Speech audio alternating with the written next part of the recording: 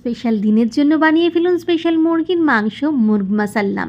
দারুণ খেতে হয় শাহি স্বাদের এই রান্নাটা। চিকেনটা প্রথমে ম্যারিনেট করে নেব। আদা রসুনের পেস্ট, টক দই, গুঁড়ো লঙ্কা, ধনে গুঁড়ো, জিরে গুঁড়ো, নুন, গরম মশলা গুঁড়ো, গোলমরিচ গুঁড়ো, চাট মশলা, কাশ্মীরি লঙ্কার পেস্ট, লেবুর রস আর একটু কেওড়ার জল দিয়ে তারপর আমি আরেকটা মশলা করে রাখবো। টক দইতে আদা রসুনের পেস্ট, ধনে গুঁড়ো, জিরে গুঁড়ো, গরম মশলা গুঁড়ো আর একটুখানি গুঁড়ো লঙ্কা দিয়ে বানিয়ে রাখলাম। এবারে সর্ষের তেলেতে আমি ম্যারিনেটেড চিকেনটা দিয়ে ভেজে রাখলাম, তবে ম্যারিনেট করা যে মশলাটা সেটা কিন্তু রেখে দিলাম পরে দেওয়ার জন্য।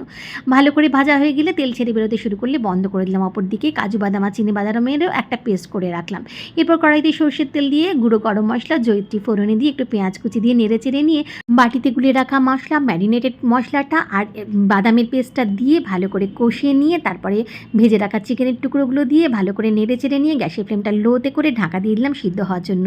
ঢাকা খুলে ধনেপাতা কুচি ছড়িয়ে, টমেটো সস ছড়িয়ে আর একটু চিনি ছড়িয়ে পরিবেশন করুন।